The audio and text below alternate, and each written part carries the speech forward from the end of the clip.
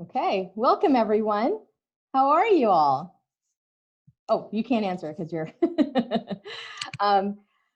So my name is Mina Jane. I am one of the programming librarians at the Cary Library and absolutely thrilled to be bringing you our second cooking demonstration or talk from the Cary Library this week.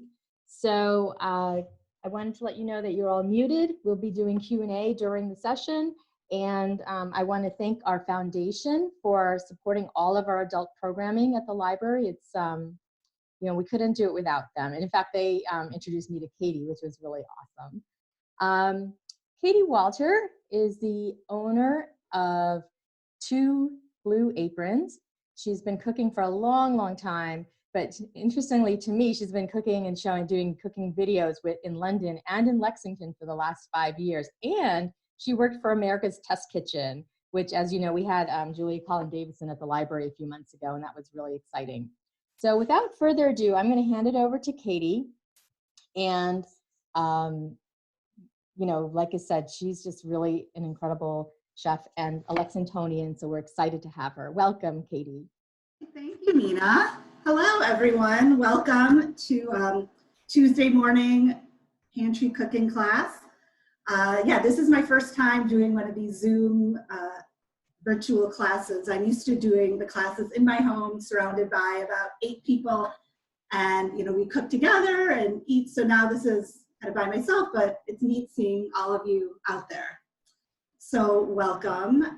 We're going to be going through how to cook, how to plan now that we're restricted with our shopping, and how to plan out your shopping, your meals, considering we can't be going to the grocery store every day or every couple days.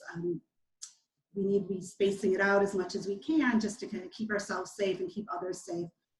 And even some might say, oh, stay-at-home orders are being lifted soon, but we're probably going to continue in this kind of new normal for a while, where we're trying to limit our outings, especially grocery stores, that kind of stuff. So I think this topic is going to remain relevant for quite a while.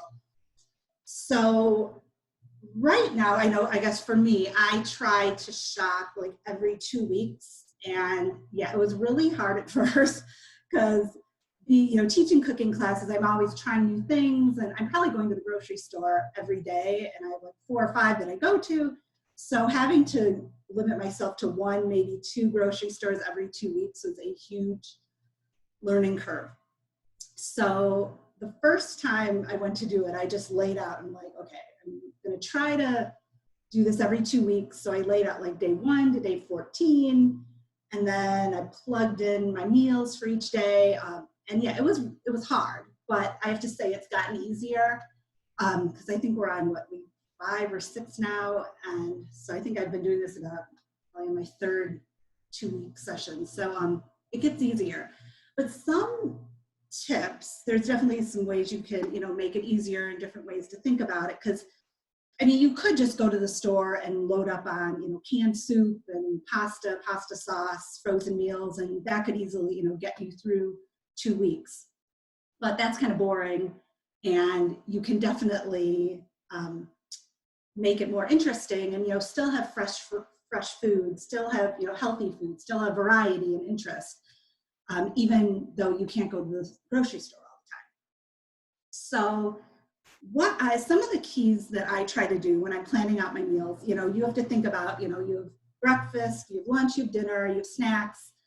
So I organize my dinners, and I will plan, like, I'm going to do this dinner that night, that dinner that night. That's, I'm pretty organized with that. With breakfast, I'm more, I ask my family, we have 4 in the house right now, so 2 adults, 2 kids, I'll ask them what they want, and then I'll, put that on the list. So for example, like my one daughter's into Rice Krispies now, so that goes on the list. And I'll tell them, I'm like, you got 2 weeks, what do you want to eat? And that's what you're going to stick with. And, they can have a couple things, but they're not picking out like 5 different cereals. So we kind of streamline that. So, everyone kind of picks out their breakfast, and then I supplement, I always add some fresh fruit and juice and that kind of, supplement that. For lunches, I have been doing a variety of leftovers from dinners the prior night. I try to make, especially it's still a bit chillier here in New England, a batch of soup a week, and that will get us through a couple lunches. Canned tuna, I'll get some lunch meat. I also, they can always make pasta as well. So that's kind of what gets us through lunch. So I don't plan out specific lunches for each day. And then we get to dinner. So for dinner, I find it's easiest. One of the tips: don't be too ambitious. Like, don't think each night you're going to want to cook like a really elaborate meal. Throw a night in there with a soup, or even account for leftovers. If you are making a big pot roast one night, assume you can have, make enough so you can have the leftovers the second night. So that, takes care of one meeting right there. The other thing is, if you want to do takeout once in a while, figure that in your menu, your planning as well. So if you kind of want to do one takeout meal a week, so right there is 2 of your dinners. Other things to kind of keep it interesting, you have some of your old favorites, incorporate those into your meal planning, but also don't be afraid to try some new recipes too, because a lot of us do have some extra time at home. So this is a good time to try new recipes. And I don't know about you, I've been getting a lot of emails with recipe chains. So if you've gotten any of those, that's probably been a good source of new recipes. So yeah, mix in with, the meal planning, old favorites, as well as some new and exciting recipes. And from today's class, you will come out with some new recipes, because one of the things at the end of the class, I have put together a sample 2-week meal plan. So, and it's on my website. Mina will send a link to it. So you'll have, and I will be going through some of the specifics too of that meal plan as we go along.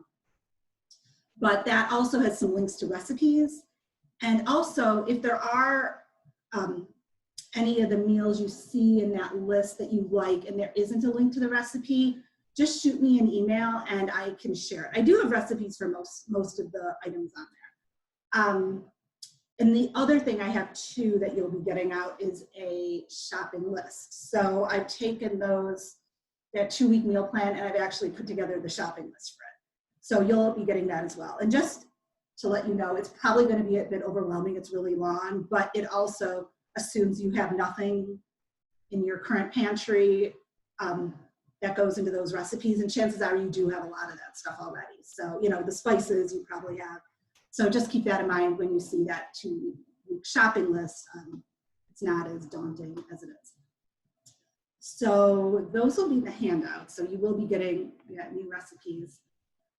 So I'm going to go to and just so you know too, I know Mina mentioned it at the beginning, but feel free to ask questions during this class, because one of the things when I am doing the cooking classes at home, it's a really nice interactive class, and we have a dialogue, people are asking questions, so it's a little, obviously it's a bit different with Zoom and these virtual meetings, but you still can, there's a chat function, so type in your questions and I'll ask them as they come, and yeah, Mina will kind of share them with me as they come, so feel free to ask. But yeah, as she said too, at the end we will have a live Q&A, so you can't save them until the end too, but yeah, I would love if you ask any questions or make any comments as the class is going.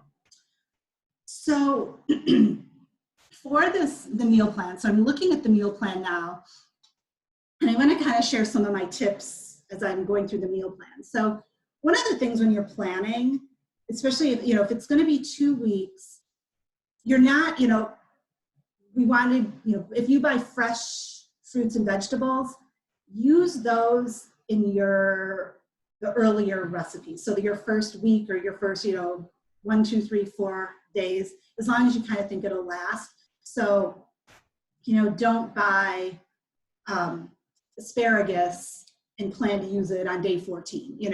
Buy asparagus and then plan your meal with asparagus on, maybe day 3.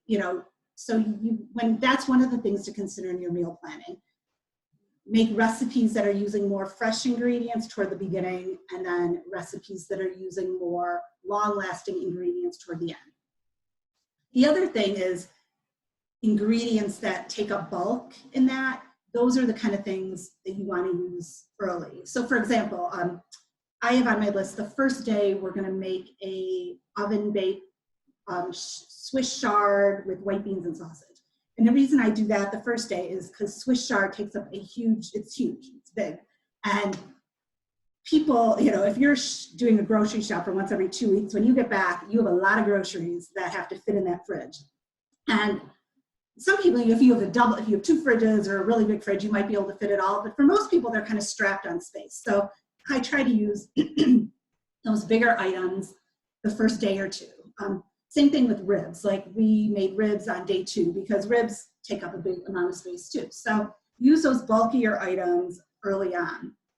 And then you free up. Okay, do you have a question from Inessa? Is what are some fruits and vegetables that tend to last longer? Okay, good question. So some of my favorite vegetables I found during quarantine that last a long time, carrots. So I have some visuals to make it exciting. So this is a 2-pound bag of carrots. I've been actually buying the 5-pound bags because they last a really long time. You can use them fresh in salads. You can, I've been roasting them a ton.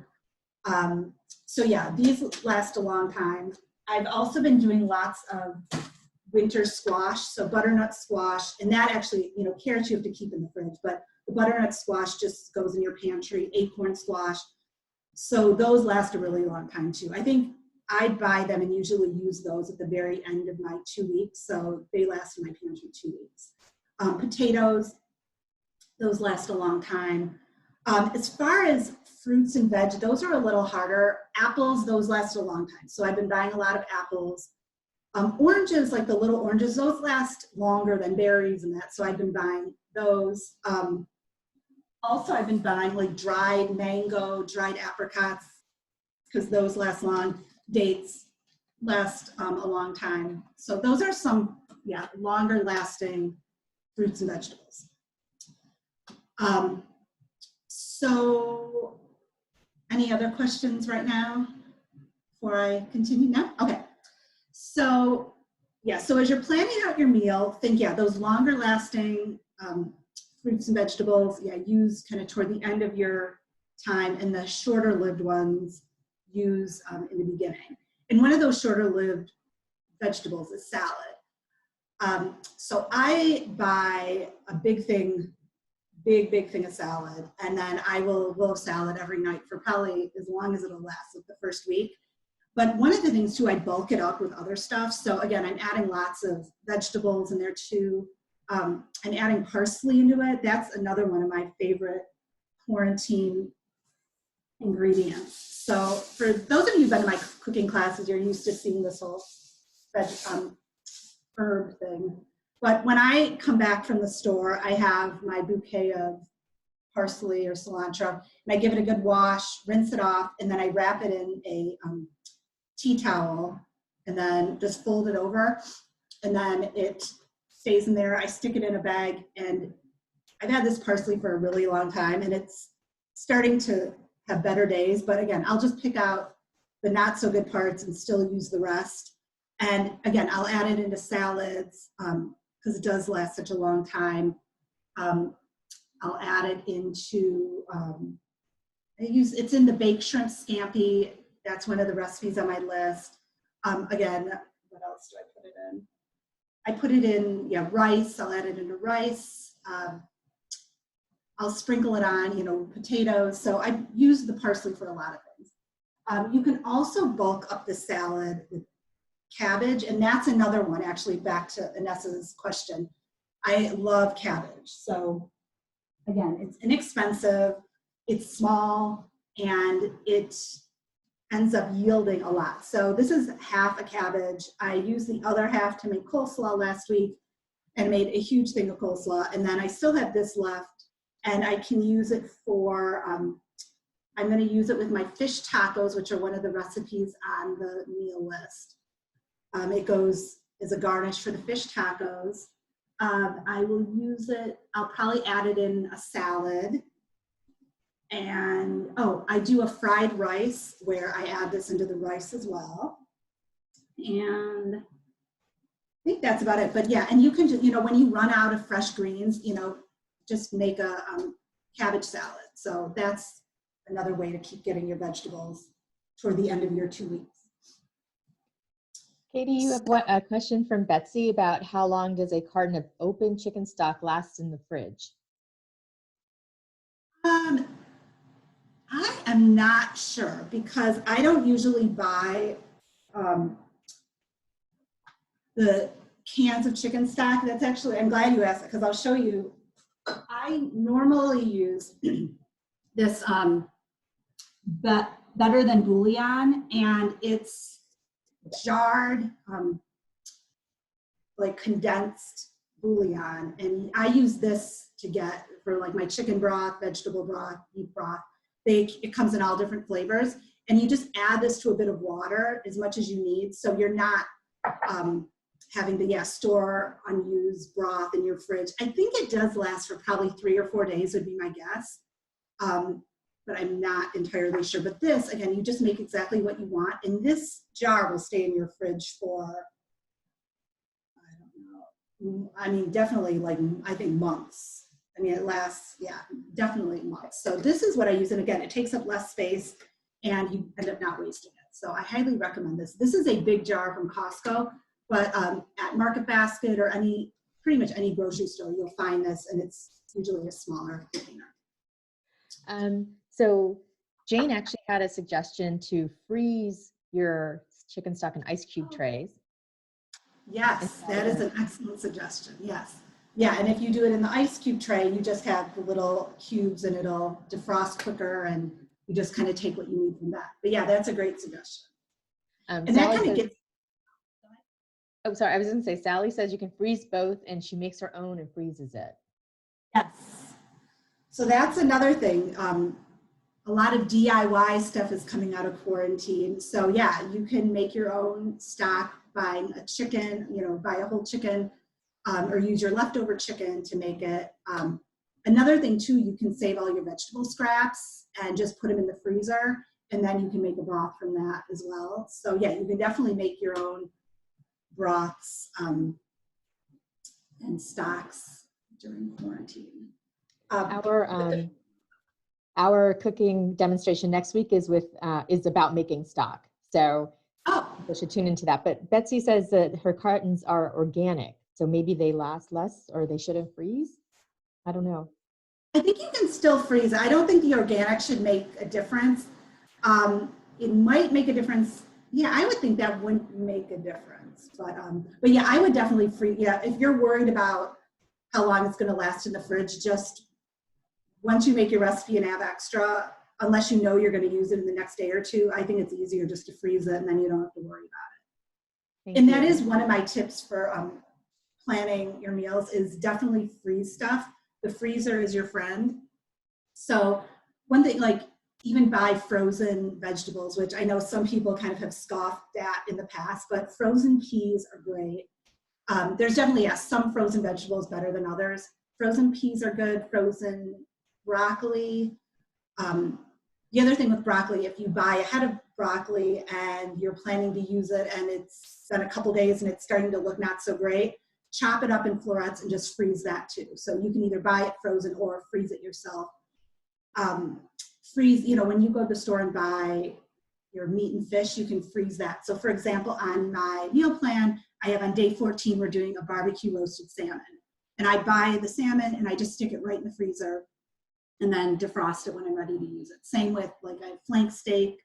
On day 8, I buy it, put it in the freezer. Also, if you have like berries that are starting to look not so great that you don't think you're going to eat, stick those in the freezer.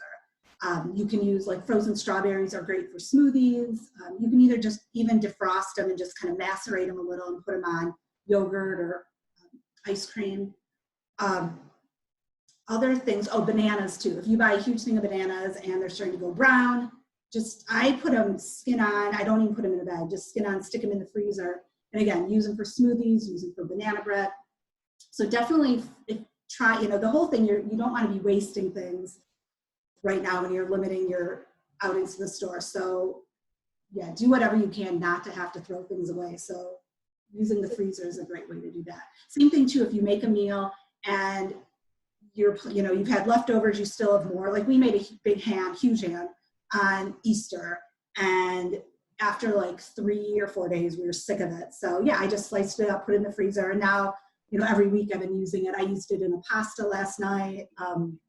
We've had some sandwiches here or there, but when we were done with it, I put it in the freezer. So Jeannie would like to know, is it better to freeze raw broccoli or cooked? I froze it raw.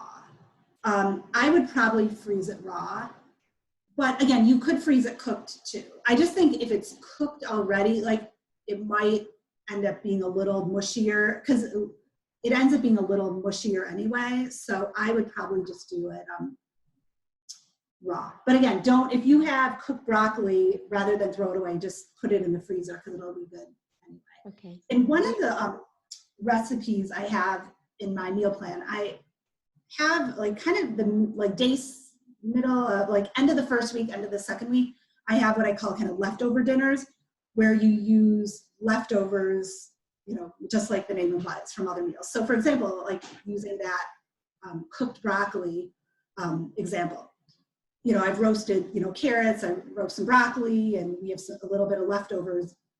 I'll put them in a big salad. That's one of the recipes. So, I make a big salad that not only has lettuce, but it also has a grain. So I put quinoa in it, I put lettuce, I put some fresh vegetables, I put some roasted vegetables, and I put some nuts in it too. And then I've been making a shallot dressing that I put in there, but you could do whatever dressing you want. Toss that, and you have a big bulky meal, and it's really good. So you can kind of toss those odds and ends, leftover cooked vegetables, into that kind of dish. The other leftover meals I do are pizza. So I'll just take, again, whatever I have left over, I'll put on pizza. So if I have, what are some of the things I put on that? Like potatoes, I'll chop up some extra potatoes. Again, broccoli, I love putting it on there. You put your roasted broccoli on that. If you have some leftover roasted cauliflower, put that on your pizza.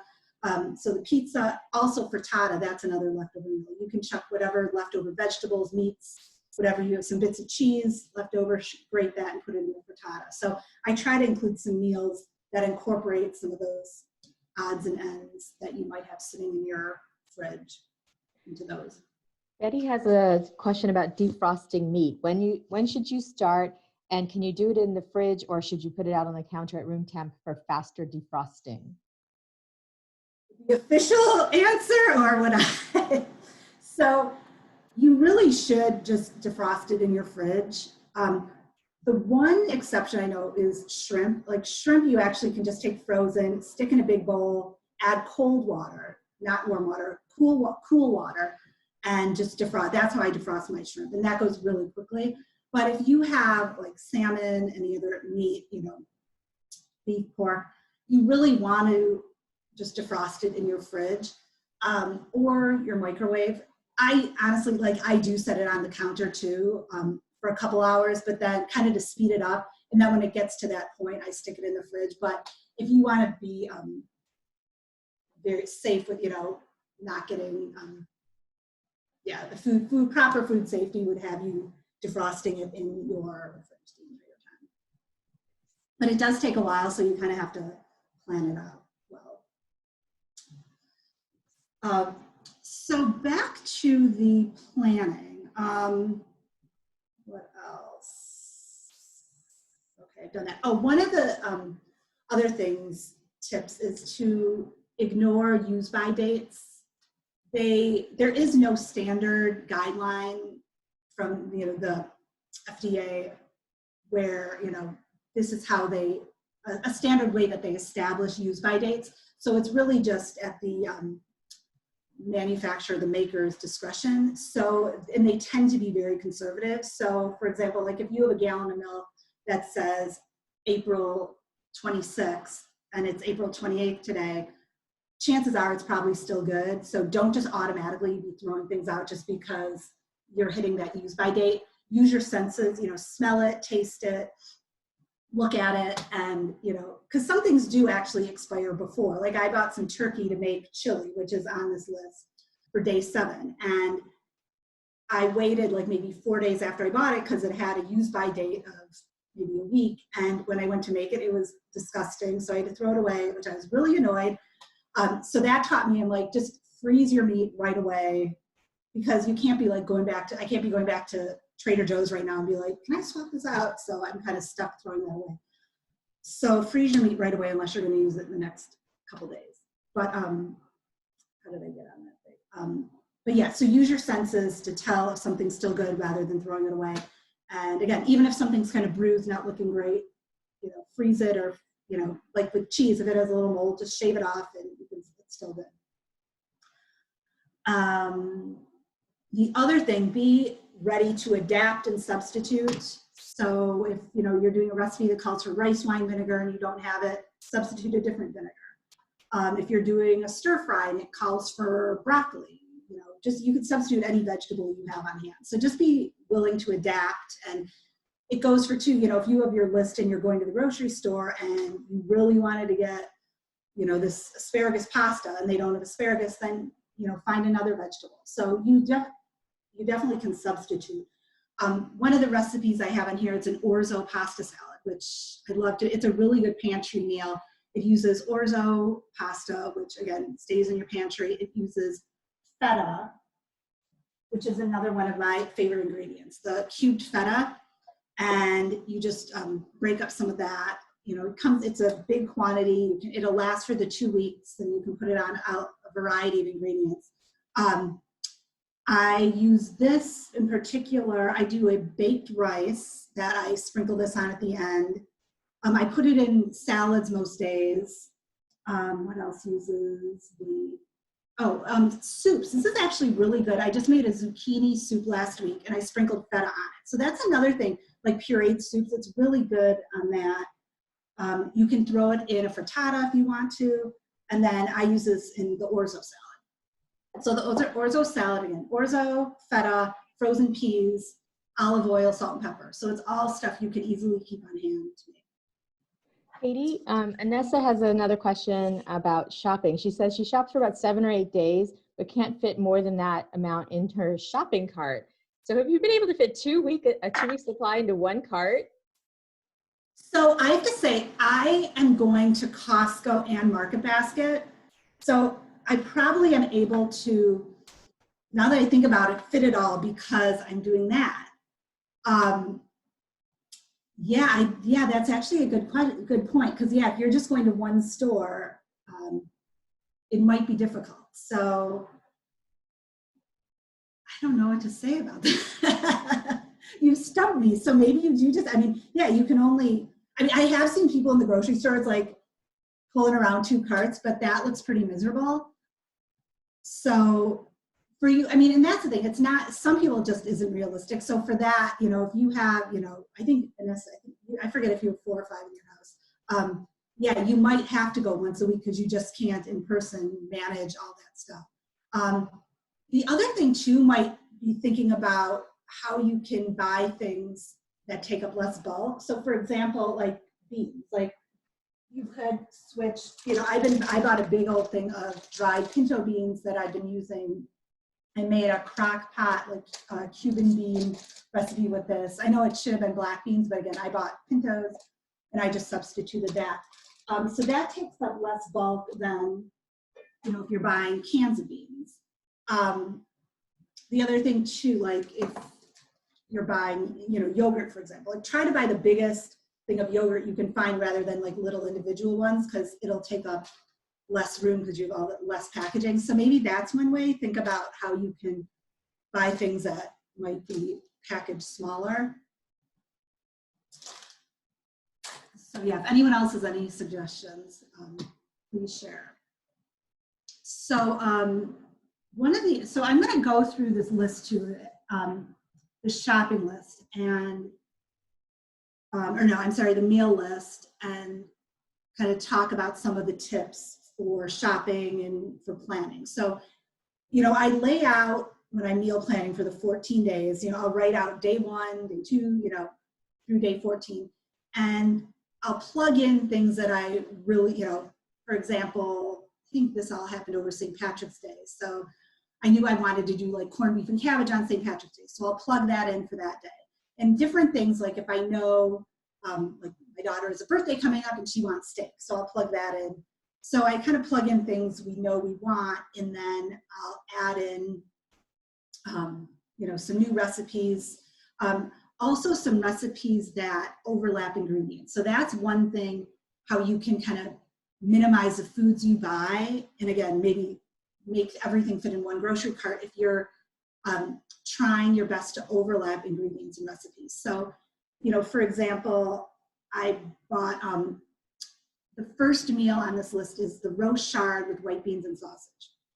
So I buy a big thing of this, chicken apple sausage from Costco. And I use it in the chard. I use it on day 3, I make this baked rice with roasted cherry tomatoes, and I'll put this on top of that. I'll cook it up and put that on top of that too. If sometimes you just have a vegetarian, but if people want the sausage, I'll add that. You can also use this, again, it's a great thing for breakfast, for lunches. You just saute it up, add it to eggs. I also use this in one night on day 13, we do kind of a frittata or a tortilla de patatas if you want to do the Spanish version with the potato and onions. This I saute and we have on the side. I put it on pizza. So again, I try to overlap this ingredients. I think right there I have it in 4 recipes, plus, add it for some lunches and breakfast. The other thing, overlapping ingredients. So cherry tomatoes or grape tomatoes. I buy this at Costco. I use a good portion of it in a baked rice recipe on day 3, but then I also will add it to my salads. I can use it for the fish tacos I'm making on day 4. What else do I put it in? If I have extras by day 12, I'll add it to pizza. I can put it in frittata if I have it left over at that point, and it just makes a great snack. So again, overlapping ingredients. So as you're planning, and that I find is one of the more challenging things. Like, for example, I was making that rice dish I keep talking about, and that has, one of the ingredients is cilantro.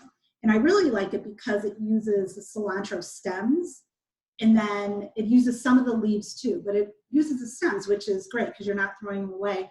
And then the next day I'm making fish tacos, which I use the cilantro leaves for a salsa in that. So again, overlapping ingredients. Another thing with the cilantro, if you are buying cilantro, because cilantro does not last as long as parsley. And if you have cilantro, again, that's going off, you can add it to, tomatoes or avocado to make guacamole or salsa. You can also add it, what other recipes I have coming up. One of the things you can do with it, actually, it's not on the meal plan, but you can make cilantro simple syrup with water and sugar, and then that lasts in the fridge, and you can use that for drinks. Like just add sparkling water to it. It makes a really refreshing drink. So that's another thing to use up those ingredients. Katie, Betty has a question about tomatoes. Do you refrigerate them to make them last longer, or is that a no-no for texture and taste? It typically is a no-no, but if you need to do it to make them last, I would say, yeah, refrigerate. I would keep them on the counter, like on the counter over there as long as possible. But if they're starting to kind of not look great, then you could put them in the fridge. The other thing, actually, because I have 2 tomatoes there that are left over from my last shop, which I think was a week ago today, and they're not looking great.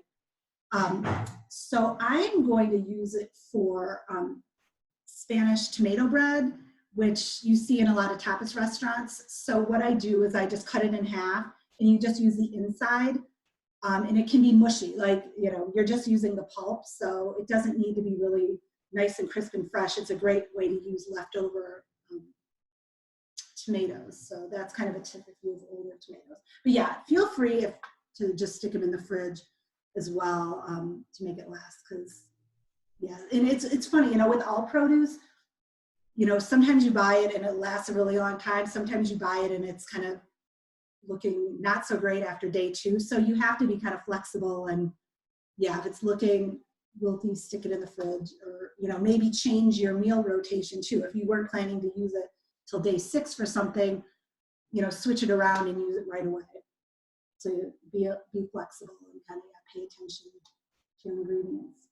We have a few comments about that. Jeannie says not to refrigerate, but to roast. And Jane says to freeze if you're going to cook with them. And Sally says cilantro pesto is excellent and you can freeze it. Yeah, that's a great idea too. Yeah, cilantro pesto, and yeah, roasting tomatoes too. That is a great idea, because then you can roast them and just stick them in the fridge and use them for you know, pastas or frittatas, anything like that. So yeah, that's a really great idea too. Yeah, any of those, you know, vegetables that are looking off, you can freeze, roast. Good ideas. So I'm going through the meal plan. So the other thing that I've really found, I think I've mentioned it before, were beans. So I've been using lots of like chickpea, you know, for protein, chickpeas, white beans, black beans, pinto beans. So some of the ways, because, you know, if you buy the can, it'll stay for a long, long time. So I'll always, you know, pick these up for my recipes, but then buy some extra just to have on hand. So for example, like this is a really easy, black beans. I make a side of Cuban black beans. Now you can make, you know, with the dried beans, I've done it in the crock pot before, but there's also a really simple version. Just buy the can, rinse it, and then toss it with some cumin and some spices, and you have a really quick side dish right there with some protein. So I make this to go along with fish tacos. And the fish tacos I do on day 4, because then I buy the fish, and I try to make sure, as long as the use by date, or, you know, or if it was packaged that day, I know it'll be good for 4 days. So I'll use that on day 4 for fish tacos. But again, if you buy it and you're kind of not sure, you could just freeze it right away and then defrost it. But since it's on day 4, I kind of did it earlier in the week so you wouldn't have to freeze it. So I do fish tacos with tomato avocado salsa. Now, one of the things with avocados when you buy them, sometimes they can be really ripe and ready to use that day. Sometimes they can be really green and hard as a rock and won't be ready for a week. So for your meal planning, you kind of got to take that into account. Like, you might not be able to find avocados that are going to be ripe the day you want them. So you might need to switch your meal plan around. So, you know, like for the fish tacos, I had hoped to do them on day 4, but if I go to the store and I get hard as a rock avocados, I'm going to freeze my fish and then just wait probably till day, you know, once my avocados are ripe, then I'll defrost the fish and make that dish. Then, and one of the things too with the fish tacos, we use corn tortillas for them. Well, I was at Market Basket last week and there's no corn tortillas. So I don't know if it's just that day or if they're in general out, but if you find yourself in that kind of situation, again, you could substitute flour tortillas, or just, you know, do more kind of like a bowl, you know, like a taco bowl, like just, you know, skip the tortilla and just chop everything up, and you can put the fish on top and just make kind of like a burrito bowl, but with, you know, fish taco bowl. So you can be flexible. You could also serve it with nacho chips too, and kind of dip in kind of like ceviche, you know, gotta be creative. One of the, Jane says you can freeze if you're going to cook with them. Tortillas are very easy to make. Yeah. Yes. So it's one I have made tortillas during quarantine. Yeah, they're very easy to make. Even if you need to have the masa harissa, I think it is. So you do need to have that, which they should have at most grocery stores. And then you need to have something to flatten it. So once you do it, it is surprisingly easy, and it is, I'm actually going to be making them probably tonight because I need corn tortillas and they didn't have them at the store. So yeah, you can make them yourself. Anyone else? Yeah, masa harina, yes. Here, I'll show you. I think I have some in my pantry.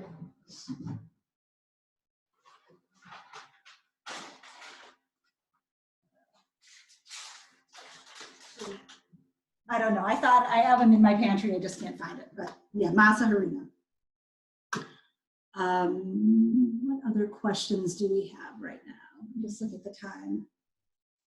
Do we have other questions, Mina? We don't have any right now, but it is about, yeah, we'd like to spend maybe about 10 minutes on an open Q&A if you feel like that would be, we can move it there. Okay. Because I'm trying to think.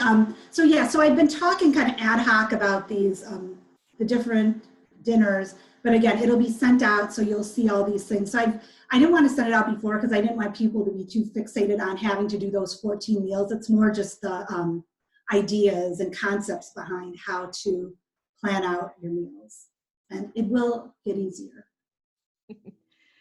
Well, thank you so much. So like I said, we can go to an open Q&A. You can continue to send notes through Zoom chat, or you can temporarily unmute yourself to ask a quick question, and Katie can respond right on the spot. We're going to be a little bit more interactive. Thank you, Laura. Some comments. Nice. Any comments? If anyone has any suggestions of their own, I know some people have been adding them during the chat, but. So Katie, I just figured out how to unmute myself. I'm on my daughter's antique computer because my children are using all of our better technology for learning right now. Oh, is this Laura? That's so helpful. Thank you so much. I've been struggling with how to get it all organized, although the recipes are there, how to get it a plan and how to freeze. Oh, yeah. Yeah. So because you could take like your top 14 recipes you want to make, but you're going to be buying way too many things and throwing things away. So there definitely is like you got to kind of take these, overlapping ingredients and I love your permission to do takeout for a meal or two a night. So that's great. I've been finding that, I cook like a bunch of stuff on Saturday when my husband is more available for the younger kids. And that's been working well to freeze that too. So thank you. Your recipes have been amazing. And I'll keep bothering you for more. Oh, please do. Thank you, Mina. This was wonderful. I would absolutely love to see something like this again from the library. This is fantastic. Well, we do have a series of cooking shows for the next 4 weeks, and Katie's going to be back on May 26th cooking Middle Eastern foods, which I totally encouraged her to do. Even though she had the idea, I was like, let's please do that. So, but we do have sessions for the next 4 weeks, so please check our calendar for that. Inessa has a question about, do you have recommendations for particular ingredients that you can use multiple ways, like you use feta and cabbage, you said? Yeah, so what are some things? Okay, so I'm looking, I brought a bunch of things out. So one of the things like rice, for example, like I, make a big thing of rice for, what did we have? We had like braised pork belly Sunday night, and I just made a ton of rice, and then I'll use the leftovers for this kimchi fried rice during the week. Also, like I'll stuff rice and tomatoes. So I definitely use, when I make rice, I make a lot of leftovers, and we'll use it in a lot of different things. What are some of the other things I'm looking at? Artichoke hearts and olives. Like I will buy, actually this is artichoke hearts. So I haven't been going to Trader Joe's lately, which I used to go to all the time. It's kind of killing me, but I can't go to 3 stores. So I would always buy these marinated grilled artichoke hearts from Trader Joe's, and I use the artichoke hearts on either pizzas, salads, frittatas. Yeah, I'm trying to think. Yeah, that's about it. So, or pastas too. So you can use them a ton of different ways. And then I always save the oil because the oil is amazing. And then I put the oil in salad. So I'll add this instead of olive oil, and then a little vinegar, and it makes a really good salad dressing. So that's kind of an overlap here.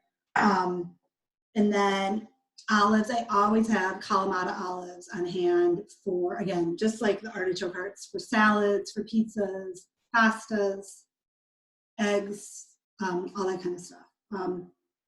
But yeah, but feta is a great ingredient because, again, it is so versatile. Oh, the other thing, beans. Like, I'll buy the beans and I'll use, like, I made the Cuban black beans to go with my fish tacos, and then the leftovers I'll put in a big salad the next day. What else could I put that with? I could put it with some leftover rice or rice and beans the next day. Yeah, that. Just looking through my notes to see if there's any. And then the frozen peas I find are great because, again, you can use them in pastas.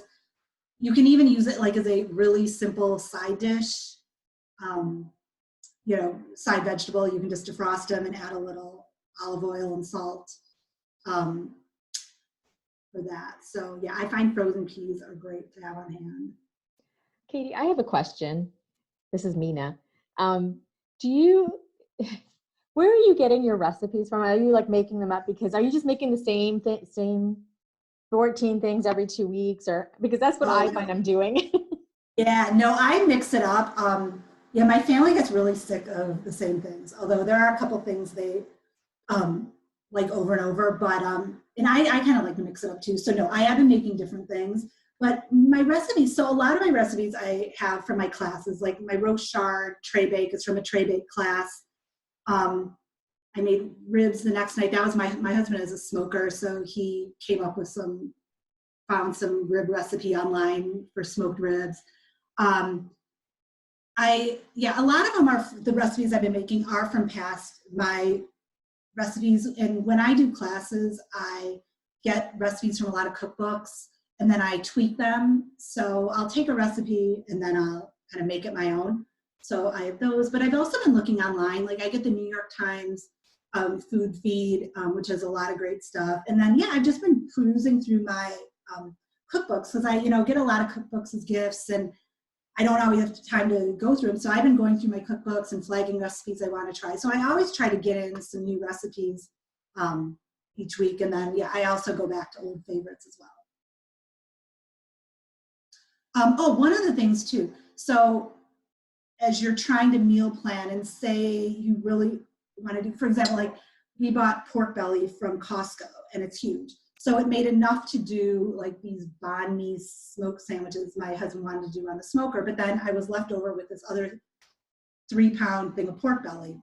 So again, I just Googled pork belly, recipes and found out what to do with that. So a great thing, if you want to do a recipe and you're going to have extra whatever ingredient and you don't know what quite to do with it, Google that ingredient, or even you could Google a couple of the ingredients. If you have like pork belly and asparagus, Google that and it might come up with a recipe that uses it both. So I suggest that.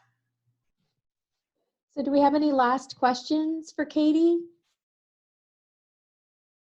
No? Okay. This has been amazing. I have learned so much. Laura says she's going to try to explore baking bread soon. I was looking for a bread cookbook. Yeah, I just baked last night, so I'll. Okay. So anyways, Katie, like I said, we'll be back on May 26th. Check out our other cooking programs. We will send out an email with all of this information, your 2-week meal plan, some recipes, and a grocery list, right? Yeah. Yep. I have a quick question. Oh, Can sure. I ask a quick question? Yes. Yes, okay. So my question is about rice. I love the idea of fried rice. I've never made fried rice, but I am stuck on using Indian basmati or jasmine rice. Is there a specific rice that's better for fried rice than others, or it just doesn't matter? I don't think it matters. Like, I use whatever I have. Like, this right here is basmati. I usually use basmati for it. And actually, fried rice is better if you use like day-old rice. So it's a great way to use your leftover rice. But yeah, and you can find there's a lot of different fried rice things. But honestly, it's so easy to make, and I've been making a lot of it over quarantine because, yeah, you can just kind of throw in what you have. You should have some key like Asian ingredients on hand, like soy sauce. I like using fish sauce in mine. And then, yeah, I just kind of throw in whatever I have left over. Cabbage, kimchi. I love throwing in a little bit of kimchi for flavor. Yeah, so no, I would use whatever kind of rice you have, you can use. Thank you. I also I make rice pudding a lot. Oh yeah, that's a great, yeah, Yeah. that's a great thing to do too. One of our upcoming programs is reusing rice with Liza Oh, Connolly. Yeah. She's going to make like rice cakes and stuff. It'll be awesome. Yeah, So, because you definitely, don't throw. yeah. So if you guys all want to unmute yourselves and just say thank you. Yay, Katie. Thank you, everyone. Yeah, and if you have any questions, I think my email should be in the stuff, right, Nina? Yeah, I'll make sure that they have contact information for you. Thank you. Yay, it was Great wonderful. job, Katie. Yay. Great stuff. Thank you so much. Okay. Thanks. Thank Bye. Everyone have a good day. Thanks, everyone. Great Bye. to see all your faces. Bye. Bye-bye. Bye.